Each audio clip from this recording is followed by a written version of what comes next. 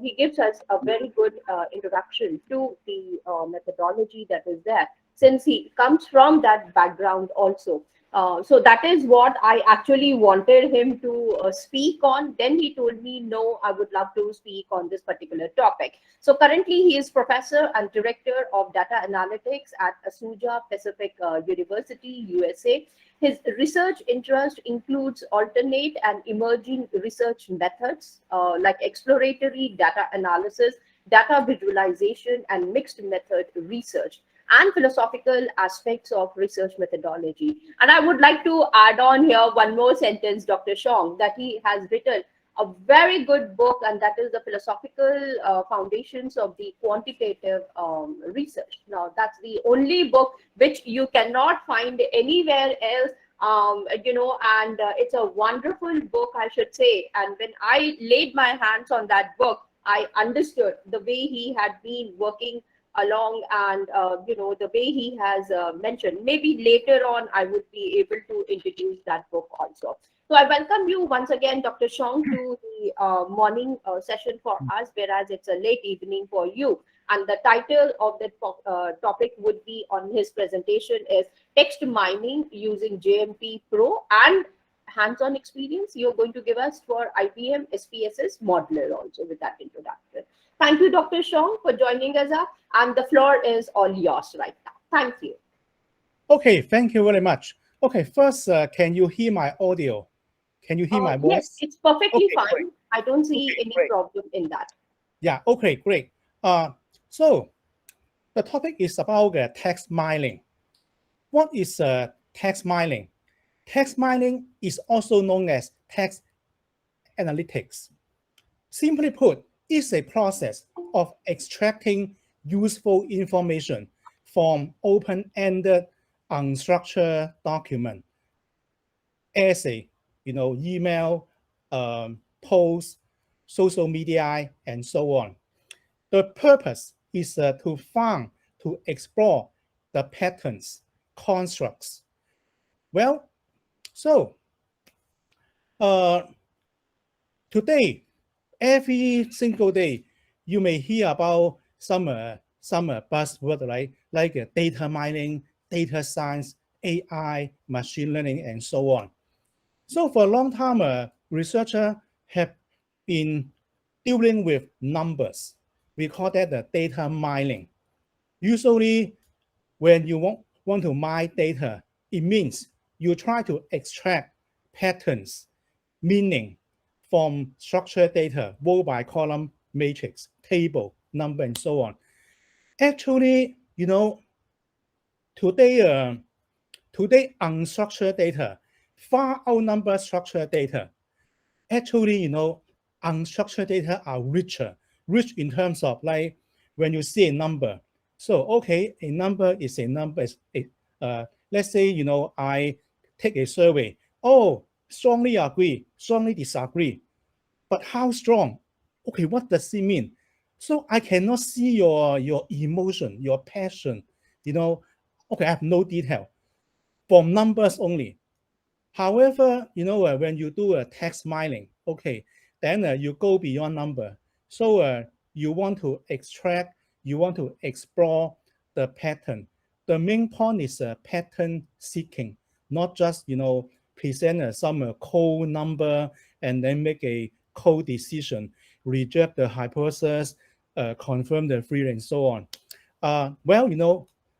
So you may ask me, how can we get the data? Actually, you and me recreate textual data every single day. Whenever you send email, you post message on your Facebook, you write something and so on, then you are creating data, big data. Today, we have tons of back data, so-called historical archive. So what should we do about that?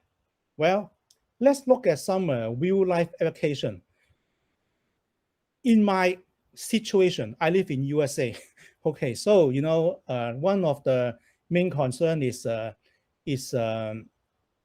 national security, and indeed NSA, National Security Agency, they they gather unstructured data like our phone conversation, email, and so on.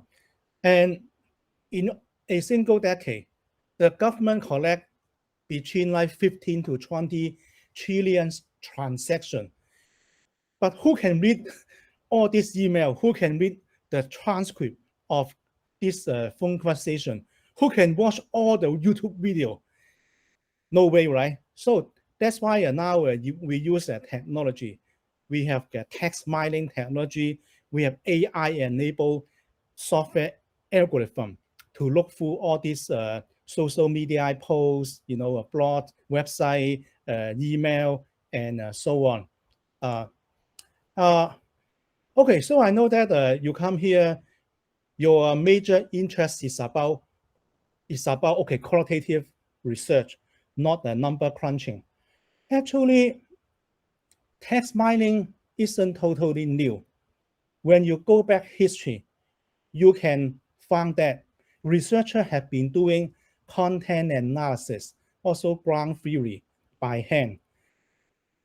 Actually, by hand is good, so I say by hand, okay, I don't mean something negative.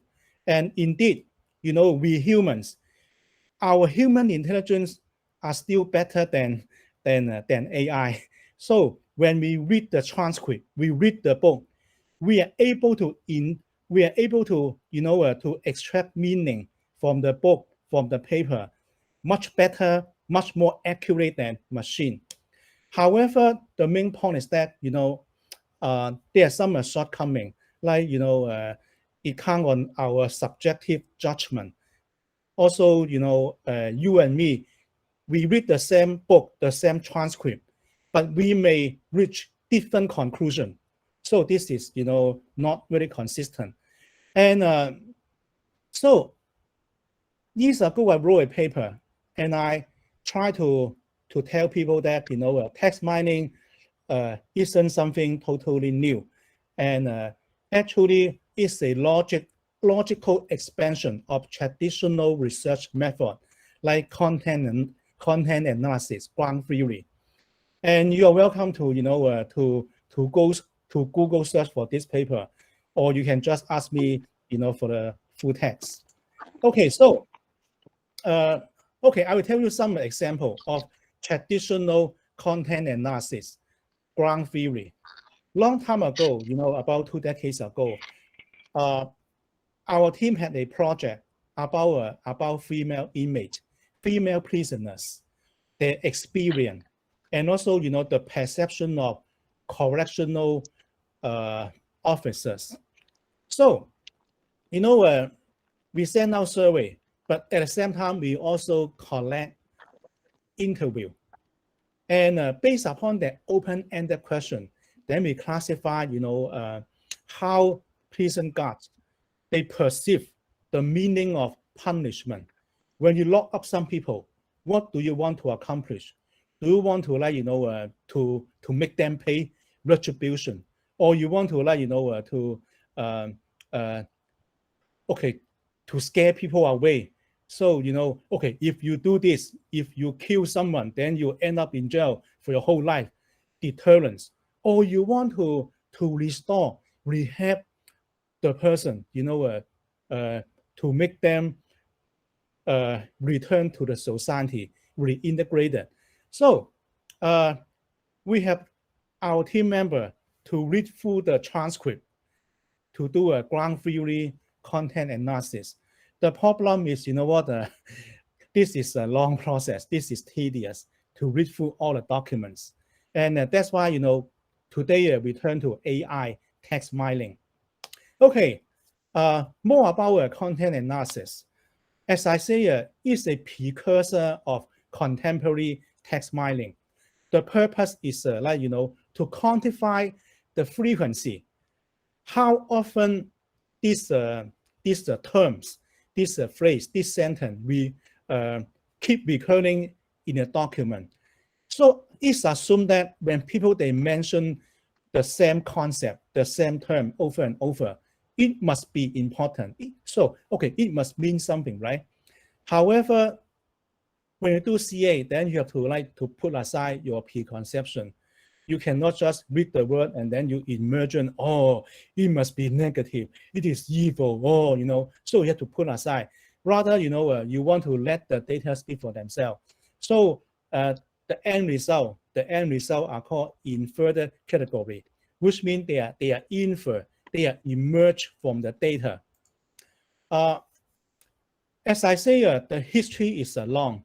So CA was used in religion, like in Europe, people they read the hymn songs and find out whether there's any deviation of the orthodox doctrine. Also, people they study the mass media, to study propaganda, how people they promote some ideas. What is the pattern? In psychology, also researchers use this method to classify personality. So ground theory is in alignment with content analysis. In a CA, you count the recurring terms, word, right? But ground theory go one step further, to find concept, go beyond the literal meaning of word, but like this passage means something. Then you assign a term, to summarize this passage and so on. So not only to get the term, but also to get the concept, the construct, the abstract psychological construct. The main point is that in ground theory, you have to put your preconception aside. So in this sense, text mining, is a logical expansion or extension. This is data-driven, not theory-driven. You do not form a preconceived hypothesis. Rather, you want to let the text, the transcript, speak for themselves. Okay, so another forerunner of text mining is Swanson process. The idea is called concept linking.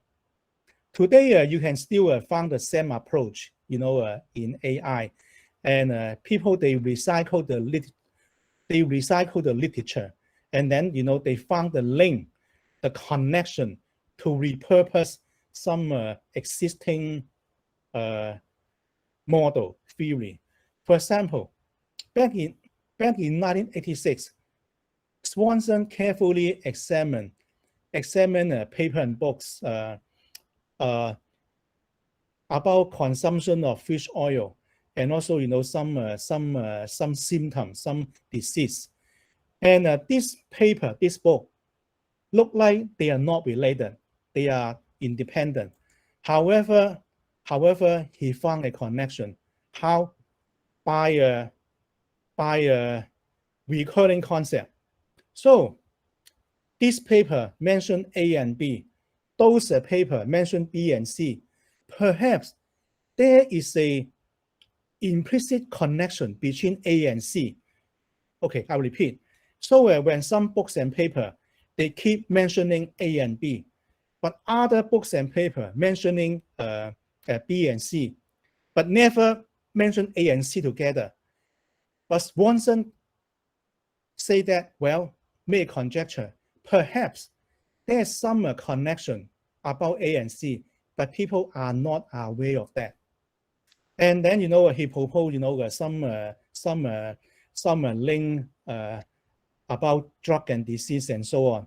Amazing, this is amazing that later experiment confirm the connection of certain drug and disease. Okay, so we call that Swanson process. And more amazing is that Dr. Swanson had no training in biology, in the biomed field. He has a BA in physics. Also, he has a PhD in physics too. Okay, and later he became a professor and dean of Graduate School of Library Science. However, because of his work, so he has access to the entire library. Then he spent time do a text mining. I mean, by hand. Okay, so the key point is concept linking. When you examine the literature, perhaps you found some recurring patterns. Also, you found some implicit hidden links, connections. Okay, so today we have the AI. Text mining use lateral language processing, NLP. NLP actually is a subfield of AI and also known as computational linguistics. Why do we need lateral language processing in text mining? Okay, it's a typo. It should be text mining. Okay, so the main point is that human language is tricky. I repeat, human language is tricky. It's not straightforward. In mathematics, A is B, B is C, then A is C, right? It's very straightforward. But language is cultural, it's contextual. So the software must be smart enough to understand the context in order to, to get the right meaning. Okay, so, okay, I don't work for NSA, I don't have AI software, then can I still do a text mining? Yes, you can. Okay, so first we should understand the basic principle of natural language processing. The first half of my lecture is about theory. Okay, so sorry you will not see action in the first half, but I promise. Okay, I will do a demo. I will show you the procedure in the second half. It's important, when you run any software, when you run any procedure, before that you need to really understand the foundation behind that, the theory. Okay, so okay, lateral language processing. I just mentioned that human language is tricky. Okay, sometimes the same word may not mean the same thing. For example, I book a ticket to Paris. Hannah read Dr. Yu boring book. Okay, the first one is you reserve a ticket. Then the second one is really some document literature, right? Peter is a senior at APU, so he is in the last year of the undergraduate program. Alex received a senior discount at TJ Maxx. So it means Alex is 65 years old or older. Paul is a senior manager, and it means Paul is in a high position, in a leadership position. The same word, senior. So you cannot just plug in the meaning. It's contextual, right? Age and sex are included in the demographic data. Here, sex means gender, but then Jesse Ham proposed an amendment to ban sex education, so it means something else, right? Okay, here is another important feature of our language. Okay, so for example, the spy saw the man with the binocular. It means that this agent observed the target using this device, right? The bird saw the man with the binocular. Then it means actually this bird is seeing this man carrying the device. Okay, we human, we know the difference because we have the background knowledge. So we know that a bird is unable to carry a high-tech device, right? But the spy can, the human can, right? Okay, so here's another example. I did not make that up. It's a real life example. Once a newspaper print this sentence. Soviet Virgin land short of gold again. Okay, what does it mean? So, okay, it could mean the landing of Virgin Airline operating in Russia could not meet expectation, right? Soviet Virgin Airline, the landing cannot meet expectation, bumpy landing. Actually, it's not what it means. It means in 1953, USSR launched a program. They attempt to utilize some unused land, virgin land, uh, to improve their farm output, but it failed. Okay, so which mean the actual meaning is that, well, Soviet Union, they try to use they try to fully utilize unused land. However, the program failed, short of goal again. Okay, so we know that because we know the history, right? So we when the human reader, researcher, uh, you know, perform research about the Russian history, then he or she can know what it means. Okay, so it's a failed program. Okay, Another one is that British left waffle on Falkland Island. Wow. Okay. Once again, I did not make that up. It's a real sentence by a real writer. Okay. So what does it mean? It could mean British people are so nice. They left the food on the island. Okay. When they left the island, waffle, right? It's not what it means. Actually, it means in 1982, after the war between Argentina and UK, and so when UK when the UK soldier left the island, in UK people they debate about what to do. Shall we keep okay? So shall we negotiate with Argentina? Shall we just return the island and so on? So waffle means actually puzzling. They are not sure what to do. Waffling means puzzling. Okay. So when your mind is indecisive, then in the British English, it's called waffling. Okay. So this example tell you that it's not easy for AI, for natural language processing, to understand human language. Okay, and that's why there are several steps.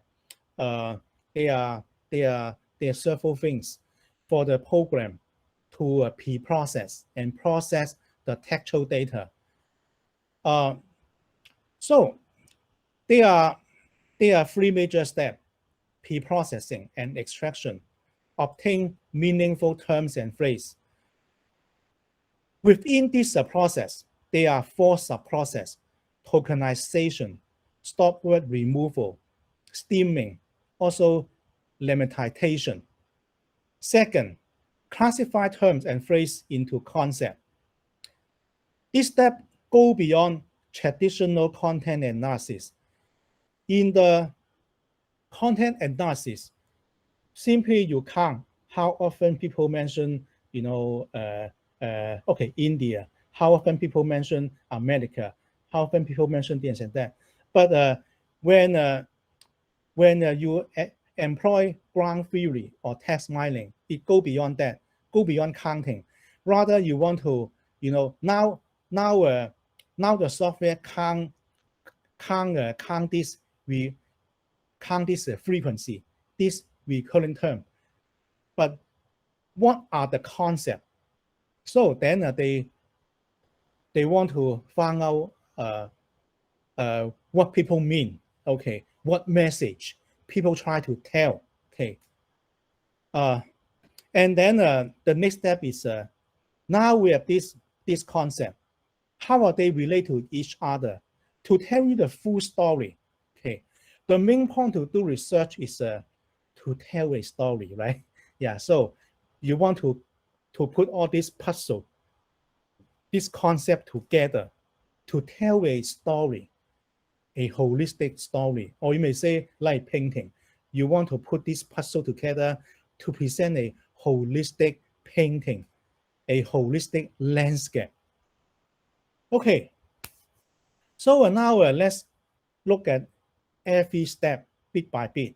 Okay, once again, I know this is very theoretical, this is boring, but it's important that when you submit your data to text mining, you have to understand every single step. So, to make sure that what you input, what you put in and what the software process are meaningful. Okay, for example, so the first step the software do is so-called tokenization. Separate the punctuation from the words. This is tricky. Let's say you have IP address 129.2.13.105, but when all the periods are removed, then the number means nothing, right? So in this case, the software should be smart enough to know when to remove, when not to remove. Okay. Yeah. And also in some cases, a comma, a full stop, a question mark will make a big difference. We call that a garden path sentence. Sentence that begin by appearing to mean one thing, but later when you read through the whole sentence, it means something else. Okay, so for example, okay, after the musician played the piano, was wheeled off the stage. Okay, what does it mean? So it means the musician cannot walk. So after the performance, then somebody must will must push him or her on the wheelchair off the stage. So you may wonder whether the musician is on the wheelchair. However, when actually this sentence, when the software remove a comma, then this is problematic. After the musician play, the comma, the piano was wheeled off the stage. That is the piano, being wheeled off, not the musician. Okay. Here's another step, or so-called the sub-process, stop word removal. Okay.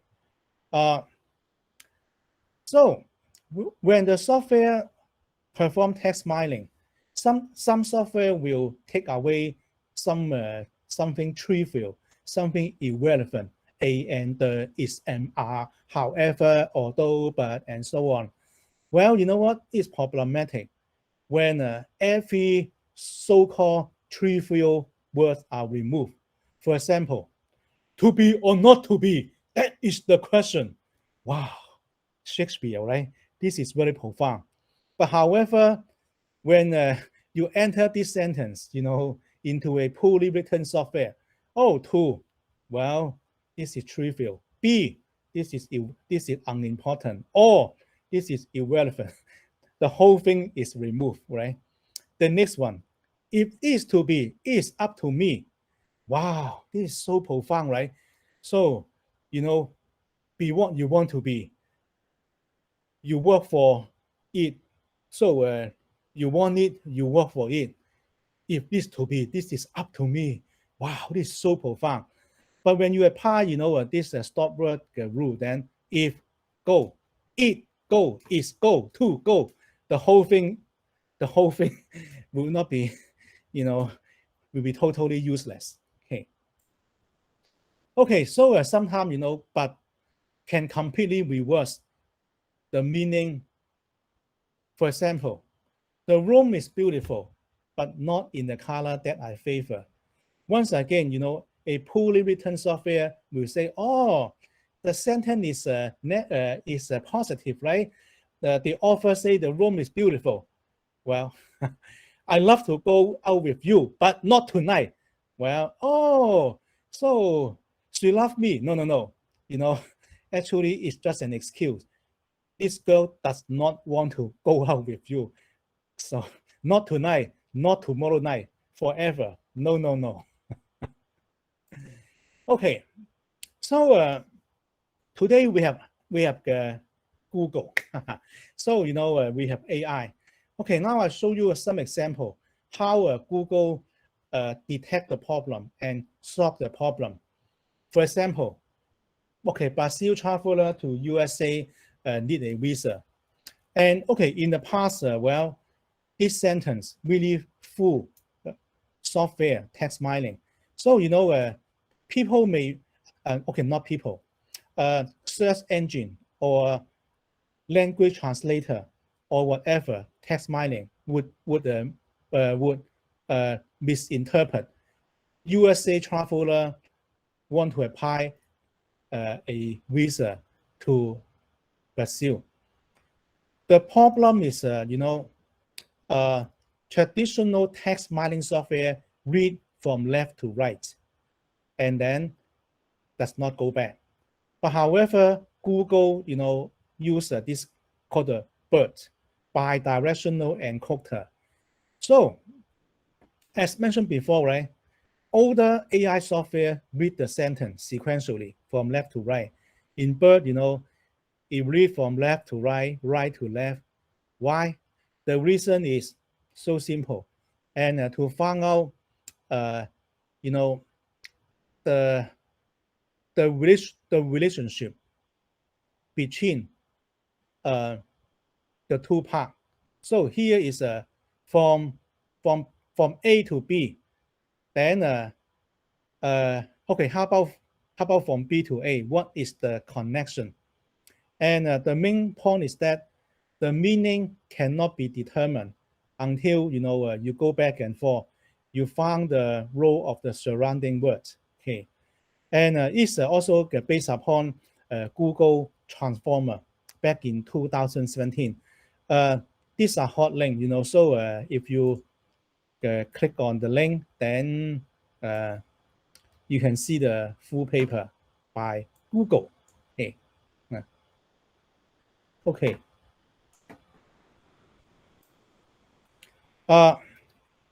Okay, so Google, don't think this is easy. Actually, Google spent like around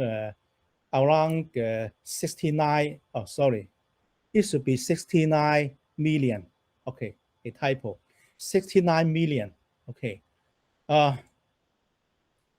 And so, okay, before that, text mining software search engine misinterprets the sentence, and they think what it means is that U.S. people attempt to apply a visa and say, well, okay, actually you don't. Okay, so older lateral language processing may misinterpret. But however, now okay, after using bidirectional, now Google can correctly find the true meaning. Okay. Okay, the next step is stemming and lemmatization. Stemming is remove pretext and suffix. When you have something like computational, computing, then the whole thing can be reduced to compute, right? Or you have, let's say you have happiness, happier, and happily. Then okay, the whole thing is just happy. The next is lemmatization. In this process, the software uses a set of rules to reduce the inflectional form of the word to its root. So, like boys can be changed to boy, children becomes a child, and so on. So all this effort is try to make make make text more comprehensible by software. Okay, the next thing is important. Well, why is important? Well, and not only researchers not only want to understand the conceptual meaning of the literature, right?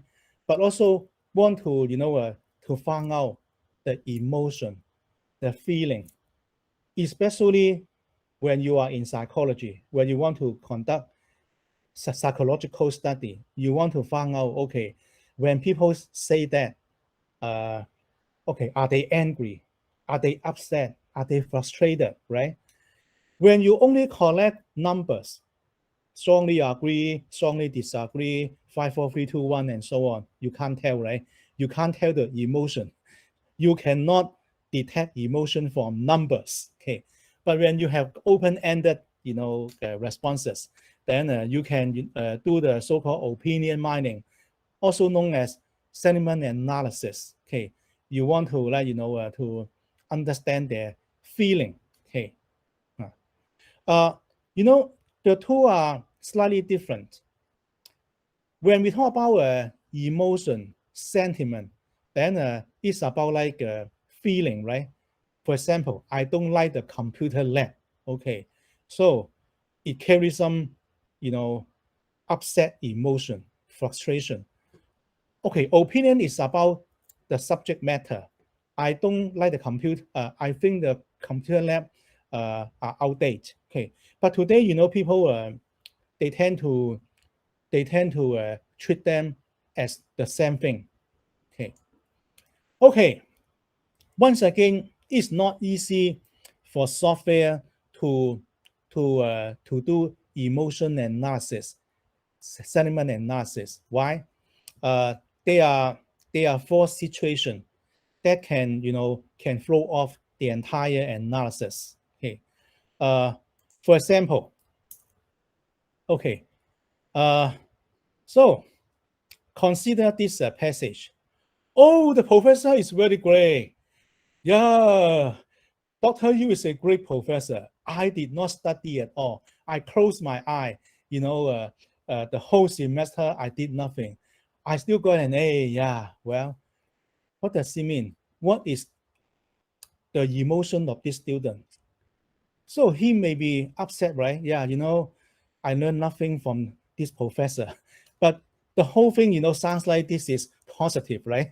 Yeah. So here, okay, I made screen capture from ratemyprofessor.com. Second easiest class I have ever taken in my life. Only second to kindergarten coloring. Well, okay, what does it mean? Okay, here's another example, like, Trump, okay. And then I see, the disinfectant, where it lock it out in a minute, 1 minute. And is there a way we can do something like that? Inject disinfectant inside human body. Well, are you serious? So when a software read the, the passage, can the passage be taken seriously? Or should we read it as opposite? Okay, now we have AI. So now, we have neural network. And the software now can detect contradiction. I love the pain of breakup. I work so hard to be so poor. Truly, you have a decent intellect, and so on. Okay, so now, software, now AI software programmer are aware of this problem. And now we are able to use software to correctly interpret. Okay, here's another, problem, negation. No one thing is good. Parking on a hill with no curve. In the past, when you have like negation or double negation, it can fool the software. But today, we have Google. So, in the past, Google ignored no. But now, Google is able to take negation into account. So now when you, do Google search, they're able to tell you, the correct information. Okay, value shifting. This is a missed opportunity. The drug kills cancer cell. once again, then the whole thing turned upside down. Okay, it can fool, it can trick poorly written text mining software. Okay, here's another problem. It's called counterfactual or irreverence. What does it mean? Well, you can't tell. I mean, when people they make some so-called hypothetical statement, counterfactual statement, you can't tell whether they are serious or they are not serious. Well, okay.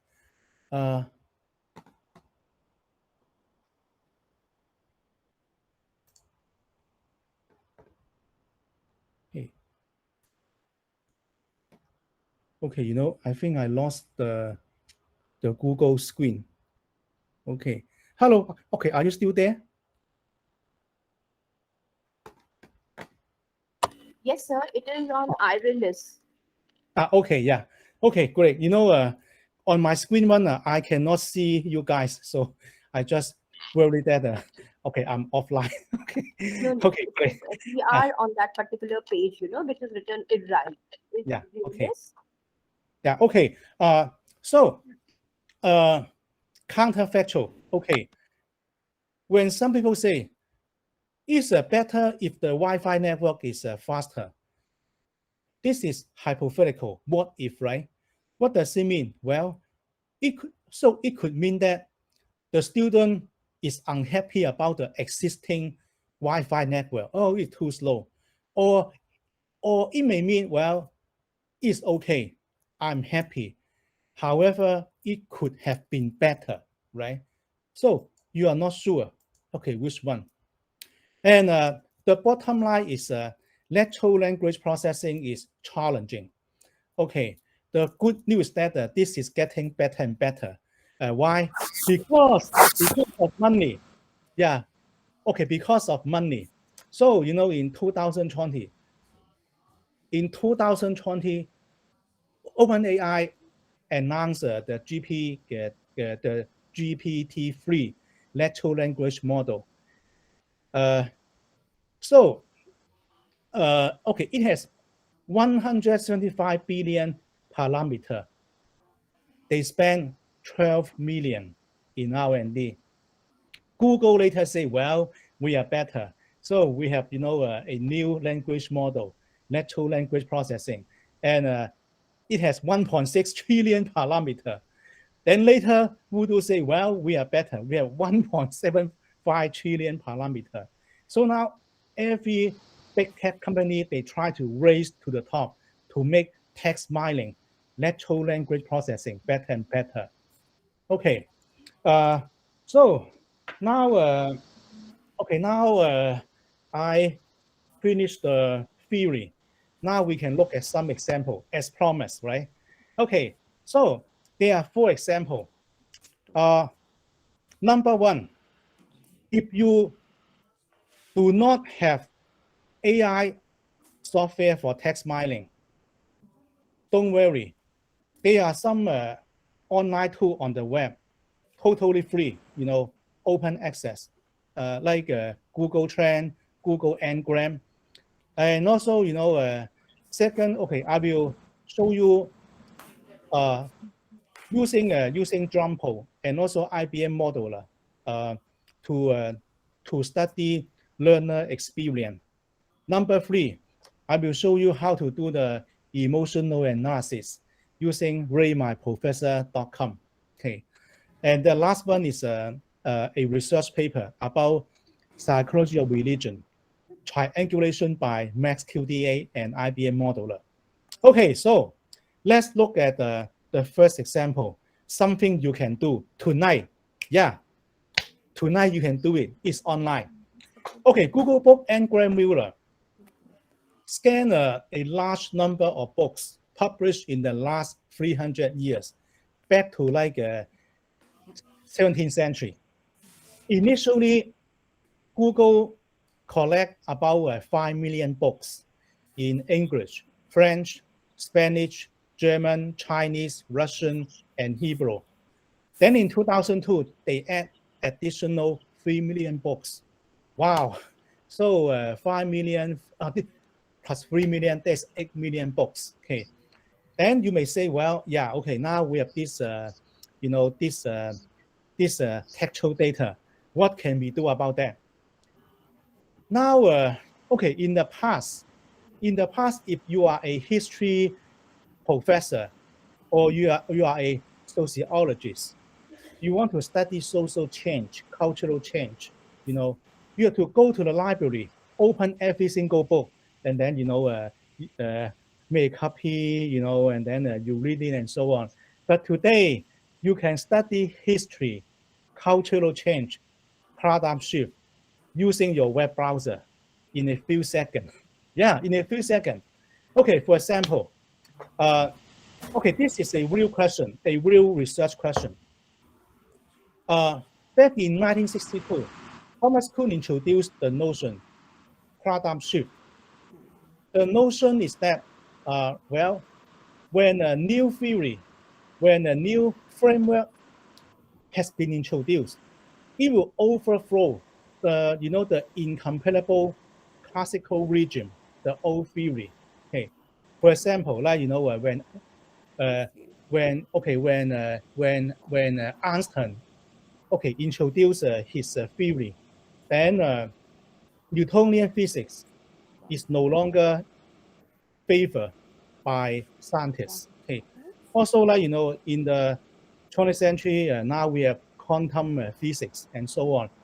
Okay, now we always hear about that, but how true is that?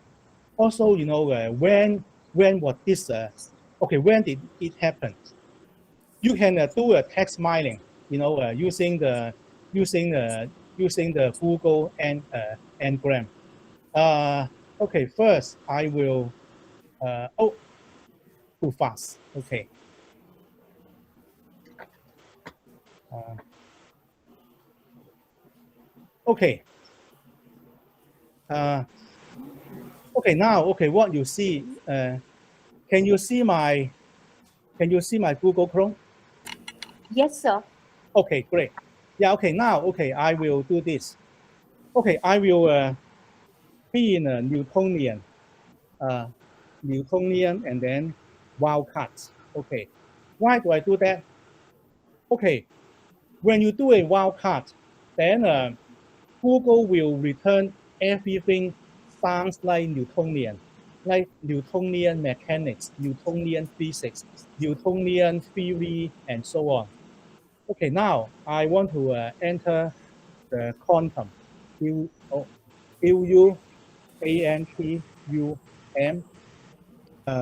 Also, okay, wildcards. Okay, and then another wildcard. Theory of relativity. Okay, then oh, you know what? I made a mistake. Relativity.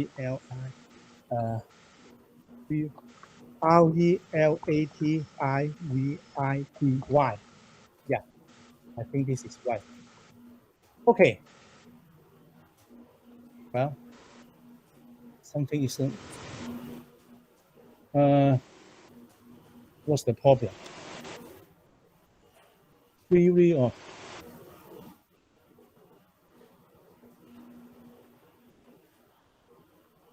something isn't right. Okay, what's going on? Well, this is demo syndrome. Okay, everything works when I'm alone, but well, hmm.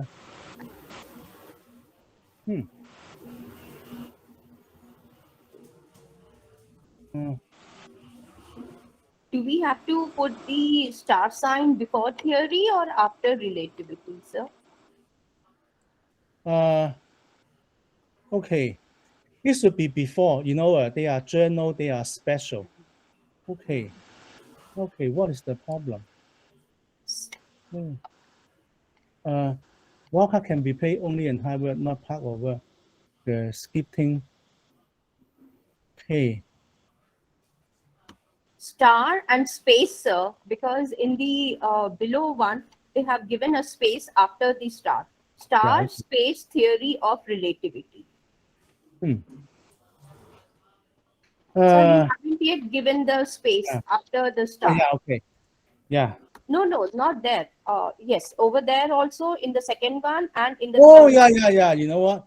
And the comma also after quantum. Oh, so this Space. is, yeah. Now you can enter and see something. Well, you know what? This is not working. Even I enter a space, I'm not sure what happened. No n-gram to plot. Okay, you know, I will just skip the. And what about the? Wait. Oh, now it's working. Okay, sorry. This is typical demo syndrome. You know, when you are alone, then everything works fine. But when you go to a demo, then suddenly everything work against you.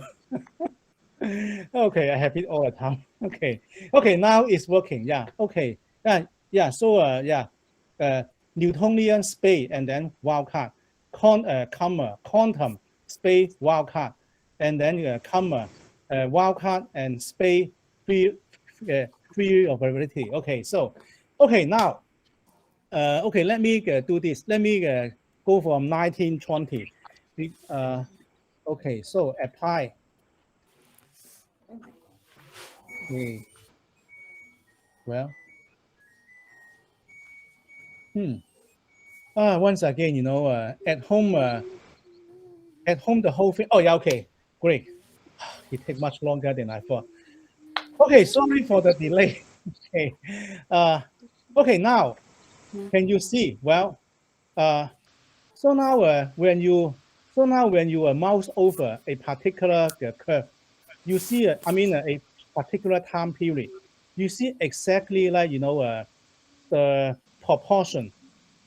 So, okay, over time, within this 8 million books, how many the percentage of this book mentioning, quantum mechanics, quantum theory, quantum number, quantum theory, and so on.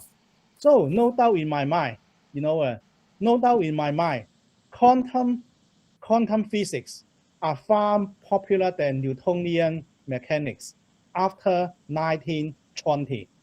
And you can see, it keep rising, keep going, right? Yeah, and the peak, actually, yeah, the peak is 2002. And so the blue is Newtonian physics. You can see, this is far less popular. And okay, Albert Einstein, the green, this is amazing. The green, the green is a bit better than the blue, but in some cases they are parallel. So when you do this simple, text mining using Google tool, then you can tell that quantum mechanics actually are far popular. The shift of the physics paradigm is made by quantum mechanics. Okay. Okay. So this is the graph. Okay. Okay. Example 2 is using a text mining for improving for understanding learner experience in higher education. I published 2 papers on this topic, and so what you see is one of them. Once again, you are welcome to Google search for my paper, or you can simply email me to ask for the full text. Okay, so the source of the data is a survey conducted in a U.S. Southwestern University. And the research question is, if learner had the ability to design their ideal online learning environment, what would they like to see? How would it look and feel? What feature would they have?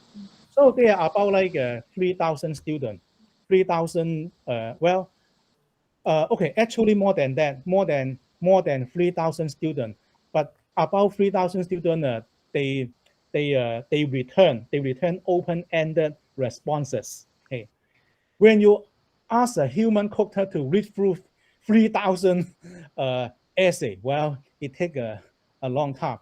So that's why we use text mining software.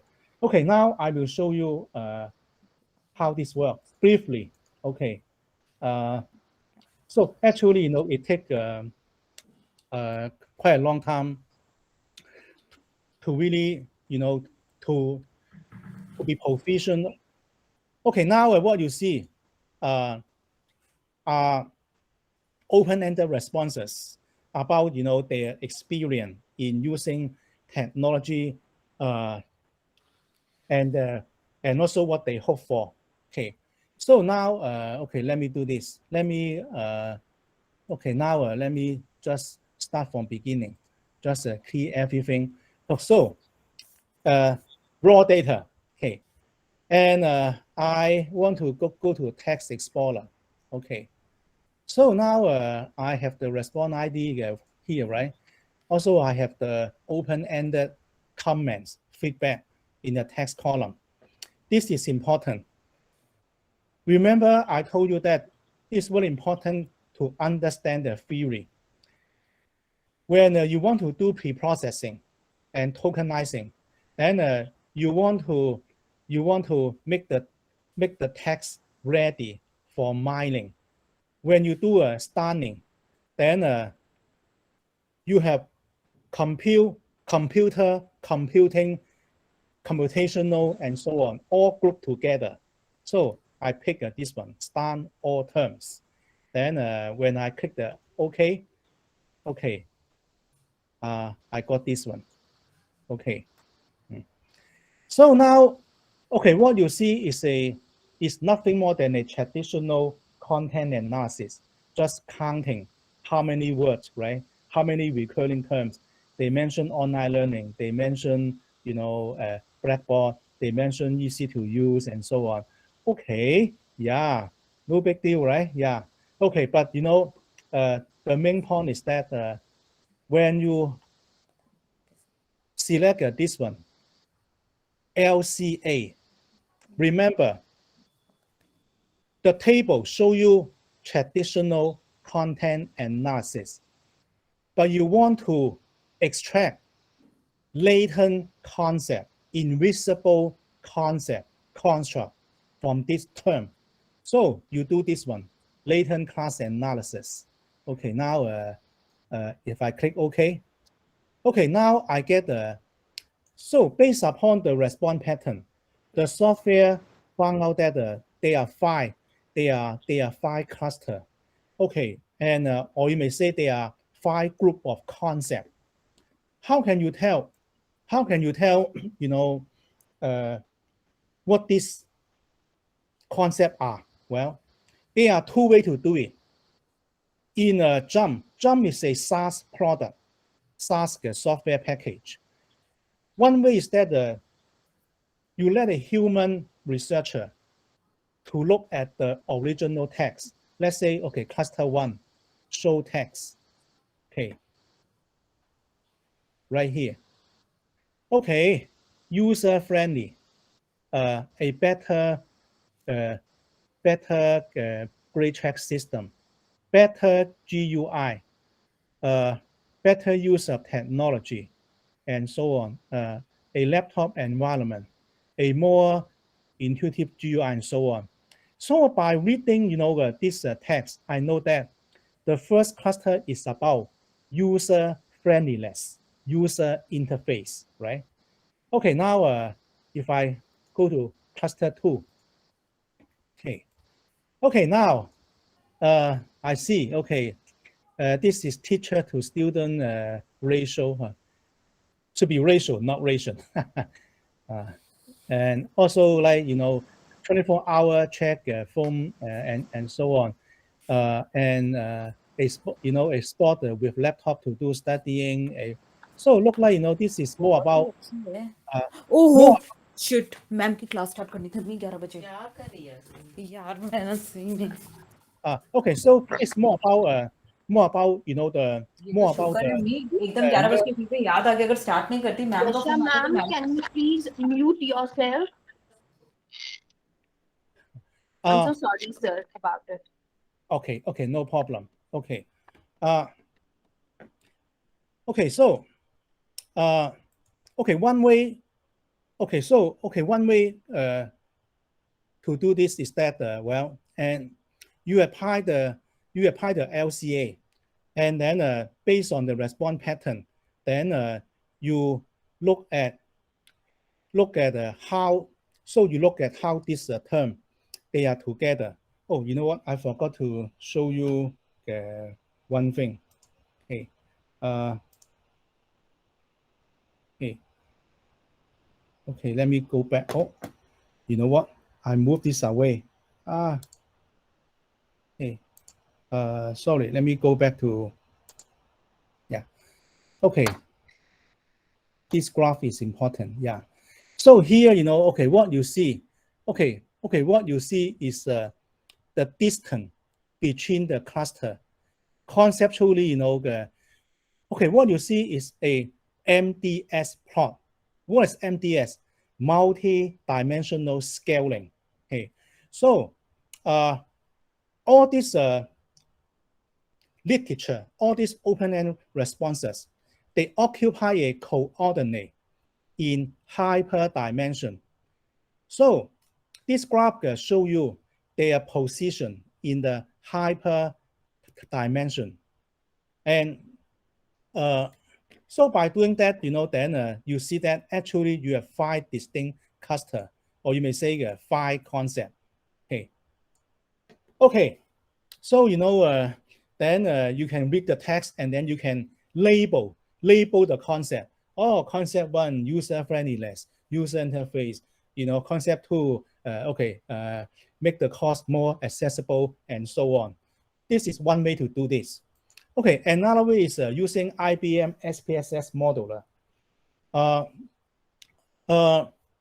Okay, I'm not sure if I have enough time, to show you, to do a live demo. Okay, because the software takes some time to run. Okay, I can show you the screenshot. So, in IBM modeler, what you see is that you import the data, and then you just invoke the text mining module. Okay, and so after you let IBM modeler to process the textual data, once again, the first step is they count how many occurrence of every term, recurring terms. Okay, nothing more than content analysis. Only count. Okay, how often people mention computer? How often people mention the lab? How often people mention this and that?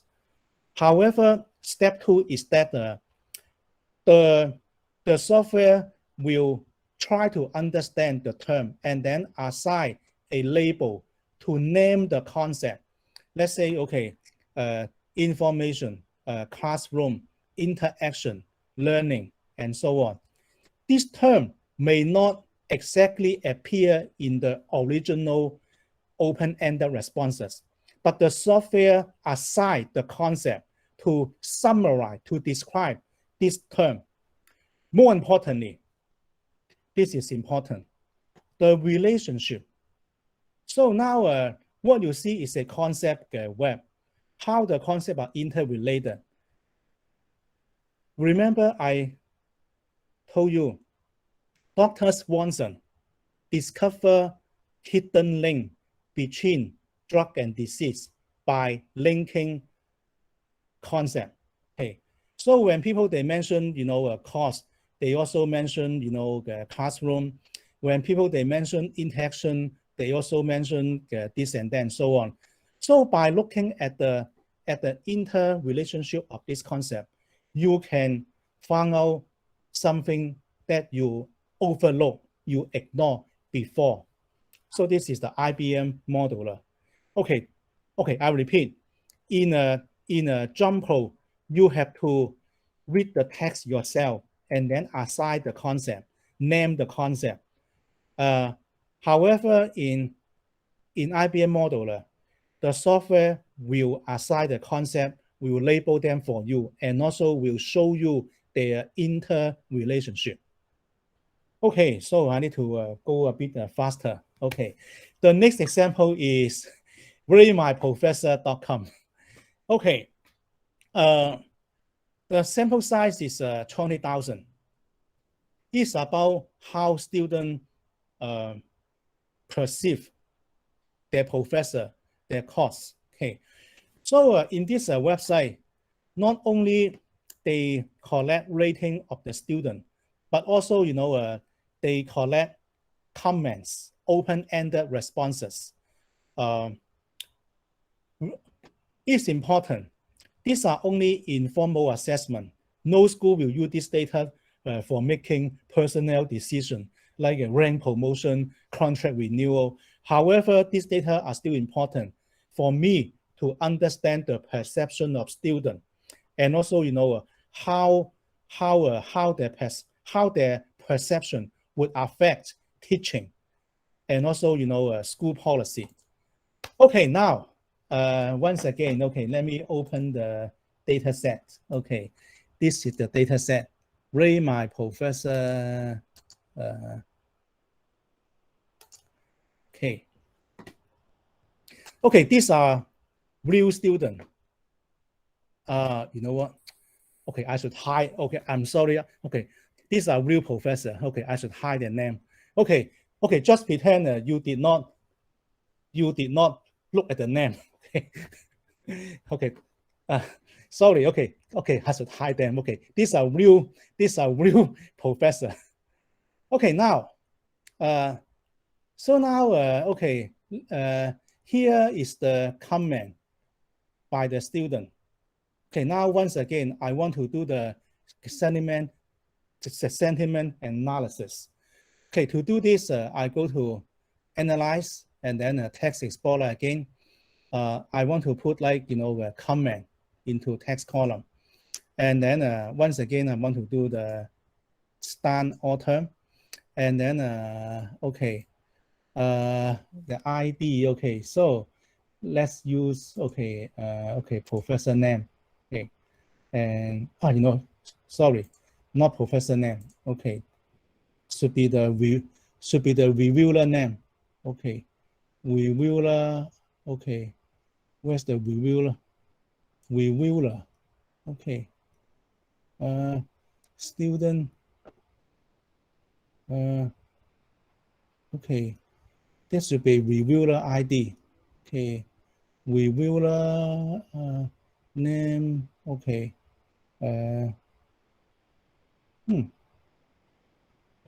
Okay. Oh, it's okay. Just use okay professor name. Okay. Okay, now. So now I want to find out how a student emotion, how their perception, their feeling would affect teaching. So to do this, I go to sentiment analysis. Okay, and it will take a few seconds. Yeah, there are 20,000, observation. Almost done. Wow. Okay. Oh boy. Okay.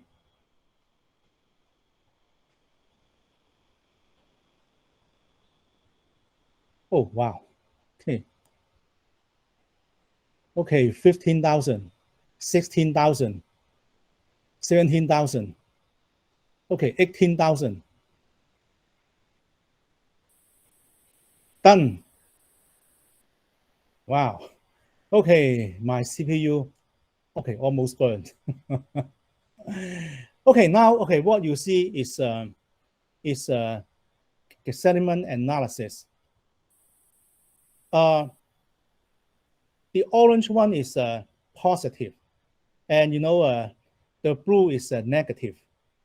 And so the range is between minus 100 and plus 100. Okay. So, okay, for example, like, when people that they mention great, the score is 80. When they mention like good 60, they mention worse, this is minus 80, and so on. And then, for each student, they have the overall. Sometimes they mention some nice things. Sometimes they mention something negative. Then, when you get the average, then you get the overall, whether, this entry is negative or positive. Okay. Okay, now, I get this score. Okay, so, and when you go to the last column, then I get the overall sentiment score for every single student. Okay, now, okay, I want to, so now I want to, okay, do this. I want to find out how this affect teaching. Okay, so how the grade award by the professor could, uh, could relate to their emotion, their perception, their feeling. Okay, now let me just go back to this one. Okay, now I will do this. I will go to, okay, analyze fit y by x, and I will put the overall sentiment into okay, into y. Okay, I will go to the grade. Okay, into x. Okay, now the next step is that I will do the analysis of mean. Analysis of mean. Okay, bingo. Okay, let me make it bigger to make it. Okay, what is the story? The story is that, remember, the main point of all research is to tell a holistic story, to convey a take-home message. The take-home message is that, look at the average emotion score, 32.84, right? So on the average, based on text mining, based on mining the open-ended responses, the average feeling, emotion is 32.84. Okay, but look at that. These are all below average. Only A minus, A plus are above average. And then, this is audit, this is a B minus, B plus, C, and so on. Which means, if you are a professor, the only way to make your class happy is to give A minus, and A plus. All the rest will make them unhappy, below average. Okay, so what is the implication? Well, the implication is that, well, so the finding actually is in alignment with the research in education. Student evaluation contribute to grade inflation. When professors want to get good evaluation, want to make them happy, want to, to create good perception, then, they should give A, not even B. B will make their emotion lower than average. Okay, so now we know that, now my own study confirmed that evaluation will contribute to grade inflation, also lower the standard. Okay. Okay, now, okay, so I will spend, okay, I want to leave some time for Q&A. So I will go faster in the last example. The last example is about psychology of religion. So in this study, I want to find out whether the theory of evolution can explain religion. So according, to a school in psychology. They think why we have religion, why humans have religion, because we are afraid of so-called, the dead agent, and we presume there exists life after death, or also known as afterlife, and we treat dead people as alive. They are watching us. That's why we have the religion. We have this so-called moral foundation. Okay, so how could they prove that? Bering, he's a very famous psychologist. His team conduct a content analysis by looking at the obituaries on a U.S. newspaper. So what they found out is that well, people tend to say nice things about people who pass away, dead people. Oh, they are achievement, and also they are nice people and so on. They are kind, they are lovely, they are loving and so on. So they assert that this behavior pattern result from evolution. Okay, and if that agent were believed to be aware of what we are doing, so when I misbehave, then my grandparents who passed away, my ancestor, they are watching right now. So I will behave, right? So we build our moral framework based upon the belief of that agent. Okay. Okay. So the problem is it's based upon a self-report study. Okay, and also the sample was collected in USA. In USA, most people, not most, a large number of people attend church. So that's why the religion may affect how they perceive people who pass away, so-called dead agent. And my conjecture is it may be a cultural product, not by evolution, not by a natural disposition. Okay, so what I try to do is that I collect a sample in UK. UK is more secular than US. Fewer people attend church. So I want to look at US newspaper and to find out how people in England, they perceive their people who pass away. Okay, so in this study, I use two software, MaxQDA. MaxQDA is for ground theory, for content analysis, and it's by hand.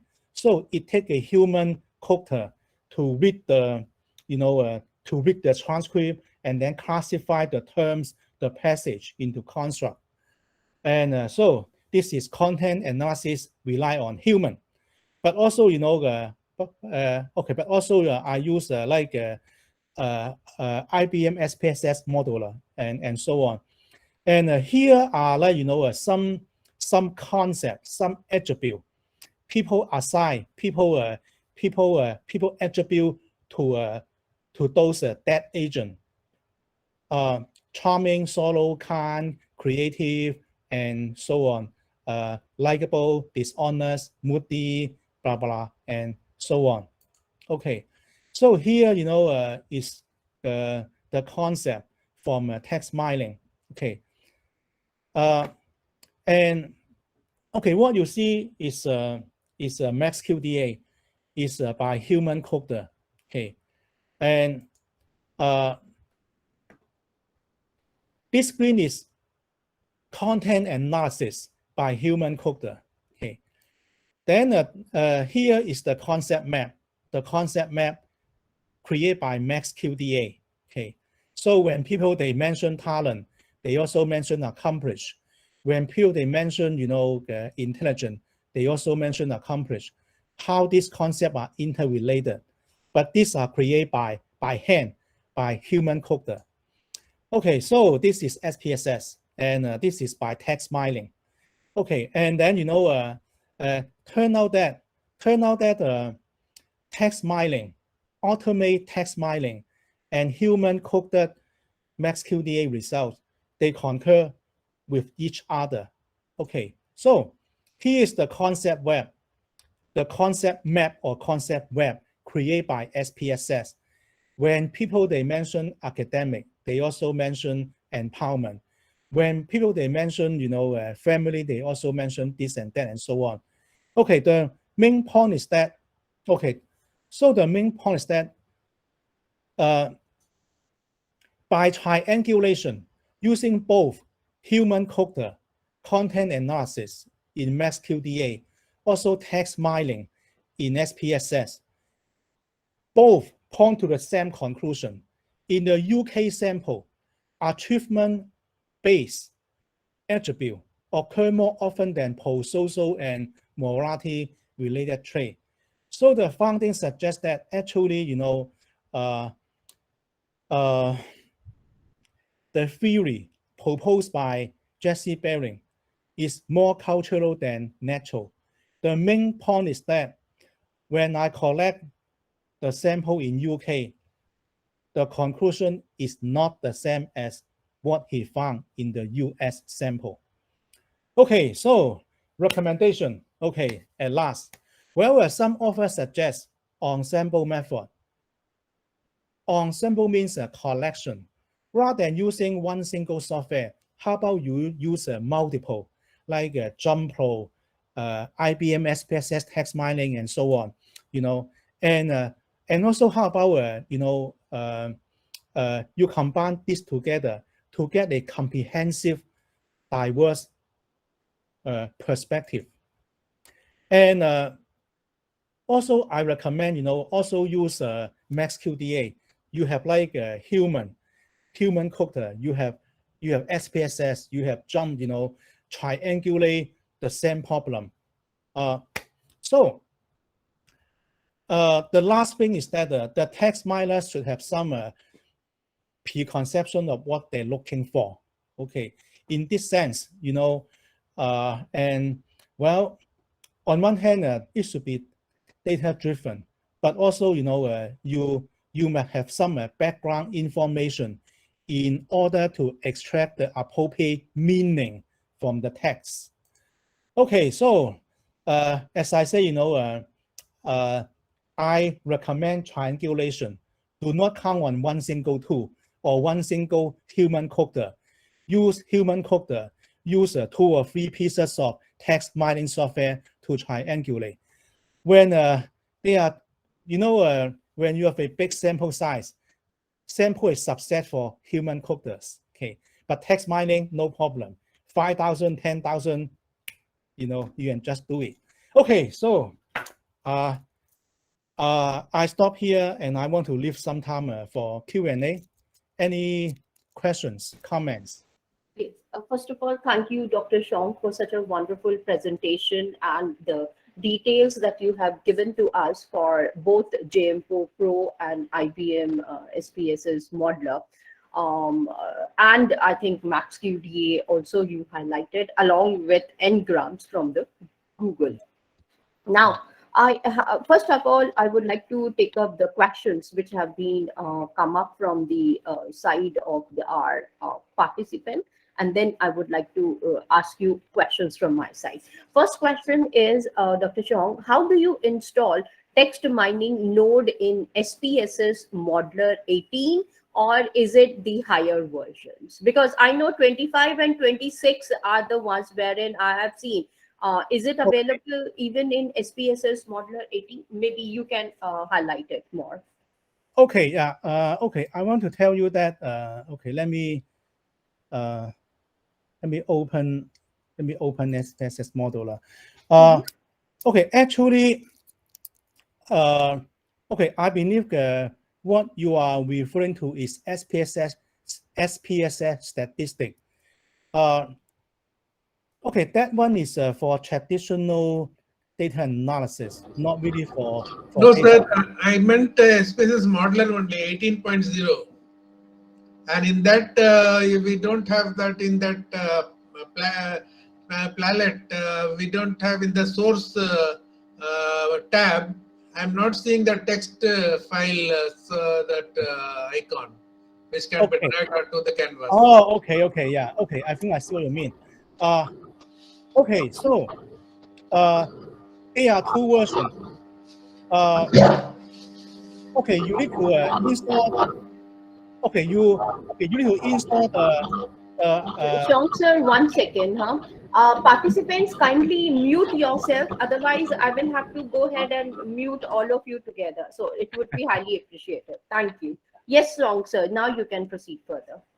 Oh, okay. Yeah, so when you cannot see the text mining module, then chances are you only install okay, IBM SPSS model, okay, modular, but not modular premium.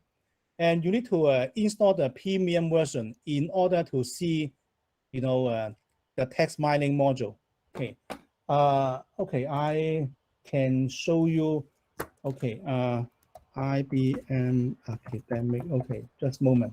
Let me try to log in and see if I can show you. Okay. Okay. Okay. Let me log in. Okay.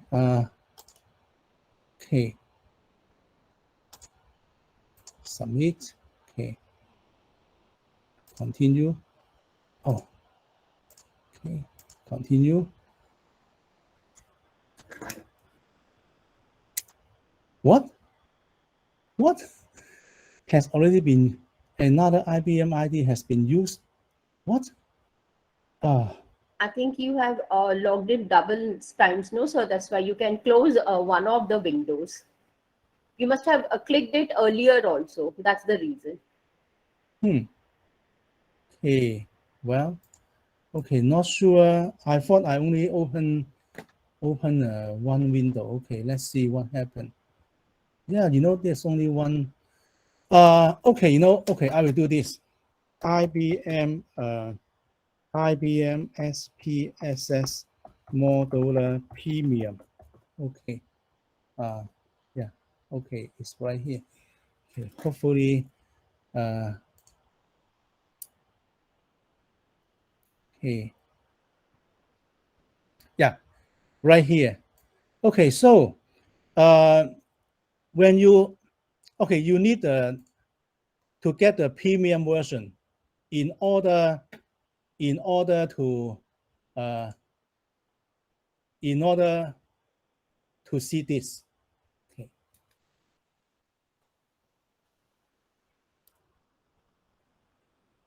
Okay, so okay, have I answered your question? Okay, so that is one question. It is not available in the source palette. So that was, second question of that. Next question is why asterisk is used before theory? In n-grams, when we were in Google, we placed that star. So they're asking you why that asterisk has to be used. Oh, okay, so let me go back to the PowerPoint. Okay. Okay, the reason is the reason is that, so when you use a wildcard, then let's say you have Newtonian wildcard, you return everything sounds like Newtonian theory, like Newtonian mechanics, Newtonian theory, Newtonian physics, and so on. Like, you know, when you say a quantum wildcard, you return quantum physics, quantum mechanics, quantum fluctuation, and so on. Yeah.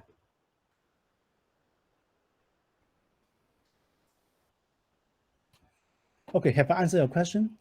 Yes, that is the answer for that one, for that question. Thank you, sir.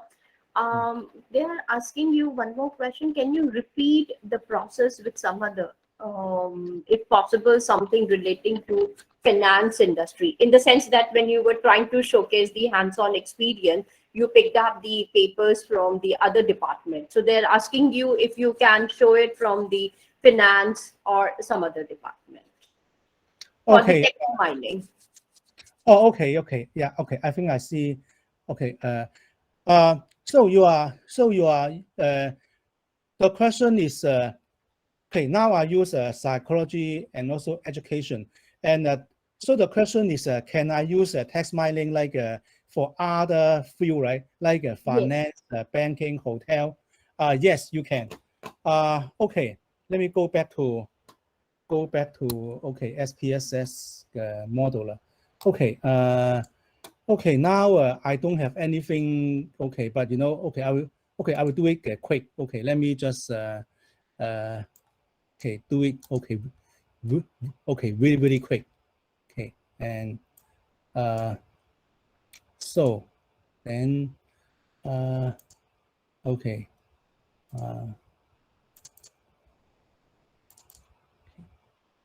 okay, data sets. Okay, chapter 11, hotel.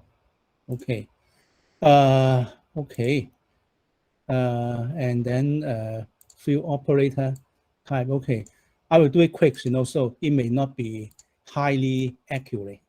Okay, text mining, text. Oh, yeah. Okay, connect. Okay, connect.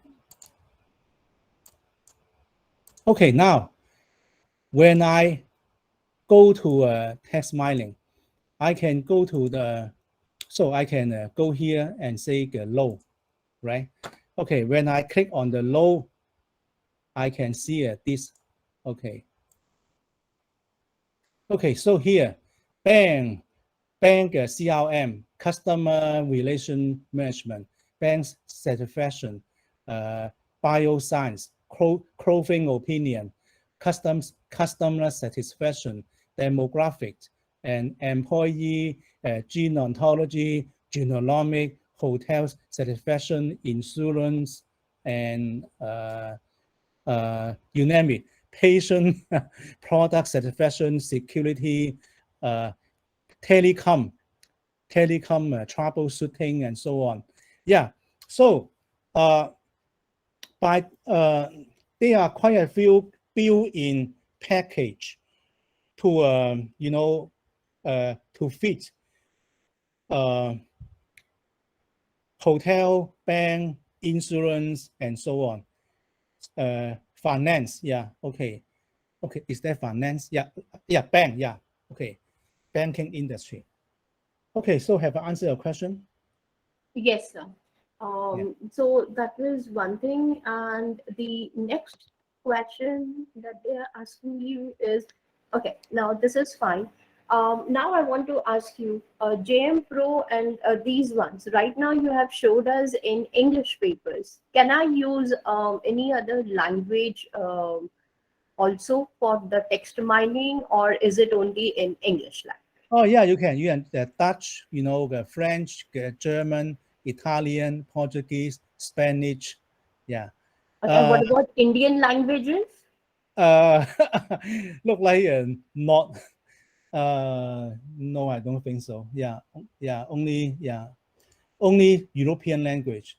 Only Not, European languages. yeah, Okay. only Now, one more thing that I wanted to ask you, Dr. Chong, is there any limitation for the data that I have to take care, or I can introduce as many papers as I can? Well, so the limitation is your computer configuration. So, okay, if you have a fast CPU, you have enough RAM, you have GPU, then you can process 100,000 or million. Actually, in industry, in business, it's quite common. Like for Google, Amazon, their sample size count in millions. Yeah. So the okay, I'm not sure is there any cap, in the software, but so far I have no problem. I have like 100,000 and uh, so far not million, but like 100,000. And however, be careful. So when you have a big sample size, okay, it takes a long time. Okay, thank you, sir, for that question and for Yeah. that answer also. Now, one more thing I'm asking you, because we are using Google, you're talking about AI also, and then we have seen that there is this introduction to ANN and CNN also. So does that mean that when I'm using these softwares like JMP Pro or IBM SPSS also side by side? Now, does that mean that yes, more or less, I just have to collect the data and give it to the software, and the software will be continuing to do it, or we have to even focus from the grounded theory as you were mentioning about it. So these two techniques that you have shown is exclusively for the grounded theory only, or can we apply it to the other qualitative approaches like we have for ethnography, then phenomenology is also there, focus groups are also there. So can I use these two tools for them also, or no? Well, you know what? It's a tough question. So to my understanding, okay, I could be wrong. Like, when you want to use phenomenology, then your target is about the lived experience of the participant, and so-called like pre-reflective, pre-process consciousness. And so I'm not sure whether AI can really understand, so deep. You see my point, right? So, and in ground theory, we look for concept. Yeah, it's okay, we can use AI to look for concept. But when you use a phenomenology, you're looking for like, something so deep, like, pre-reflective, lived experience, consciousness. And I think at this point, I don't think AI is smart enough to do that. Also ethnography, is cultural, right? So, so it takes a person to emerge to that culture, to that community to understand what's going on. And I don't think, we can send a robot, to to really immerse the robot into the culture. Yeah. Okay. All right, sir. Fine, sir. Thanks a lot, sir. Yeah, and now one more thing that I wanted to ask you, and both JMP Pro as well as IBM SPSS modeler, they have the price tag attached to it, right? Okay. So yeah. Okay. The good news is that okay, if you are in USA, then as a faculty, you can get IBM modular for free, and also Jump Pro. Jump Pro isn't free, but SAS offer a huge discount to higher ed. And so, for example, like my school, we only pay 5,000, US dollar for the entire campus, for all faculty, all students, and it's a good deal, right? Okay. So So, I okay, so understood. Yes, sir. so everyone pay only like okay $1. Okay. So that's a wonderful, sir. Fine, sir. Thank you, sir, for giving us some of your valuable time for showcasing us the text mining through these two tools and giving us certain suggestions and everything. I think we need to come back again to you after laying our hands on these two tools and to see how exactly we are comfortable with it or not. So thank you, sir, for joining us up and giving some of your valuable time also. Thank you, You're sir. welcome. Yes. Okay. Thank you, sir. Take care. Bye, sir. Good Yeah. night to you now. Yeah. Okay.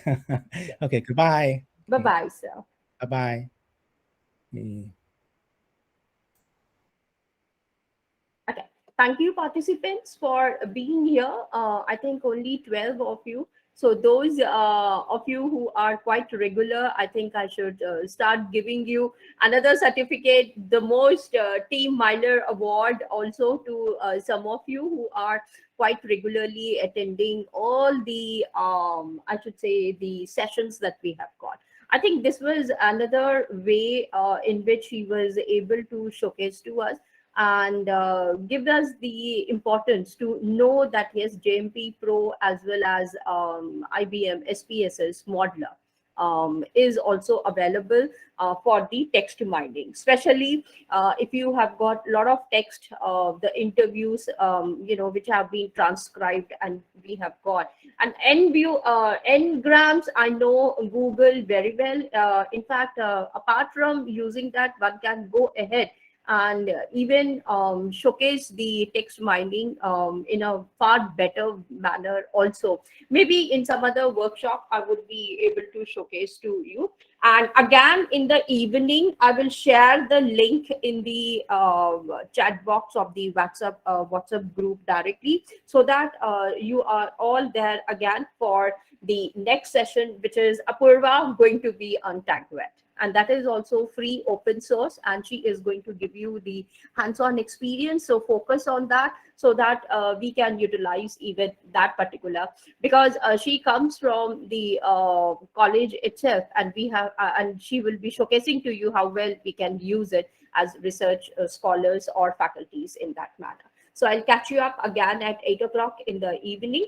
Until then, thank you. Take care. Bye.